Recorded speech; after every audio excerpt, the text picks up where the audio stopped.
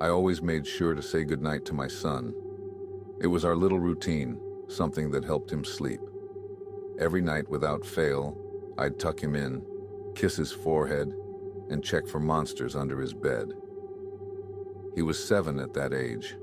The world still had shadows that held secrets, and it was my job to make him feel safe. That night wasn't any different, or at least I thought it wasn't. I pushed open his bedroom door to find him already under the covers, waiting. The soft glow of his nightlight cast strange shapes across the walls. He lay there, grinning in a way that made me pause. It wasn't his usual sleepy smile. It stretched too wide, too unnatural. Something about it made my stomach tighten. "You okay, buddy?" I asked. He nodded, but didn't say anything at first. Then, after a moment, his voice came out light, almost playful. "Daddy, can you check for monsters under my bed?" I chuckled.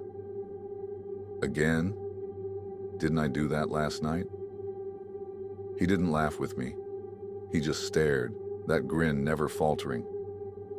"All right," I sighed, kneeling beside his bed. "Let's show you there's nothing to worry about." I lifted the blanket hanging over the edge and peeked underneath, expecting nothing but dust bunnies and forgotten toys. Instead, I found my son. He was curled up, wide-eyed, shaking. His face was pale, lips trembling. He looked up at me, and in the weakest, most terrified whisper he said, "Daddy, there's someone on my bed." I froze. My heart pounded so loudly I could hear it in my ears.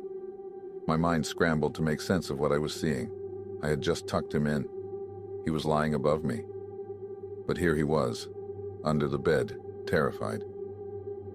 My hands began to tremble as I slowly lowered the blanket back down, cutting off my view of the boy underneath. I swallowed hard and forced myself to look up at the one lying in bed. He was still grinning. My breath caught in my throat. That thing in my son's bed wasn't moving, not in the way a child should. It wasn't breathing, wasn't blinking. It just stared at me with that frozen, stretched smile. I felt something cold crawl down my spine. I wanted to reach for my son under the bed, pull him out and run, but I couldn't move. My body refused.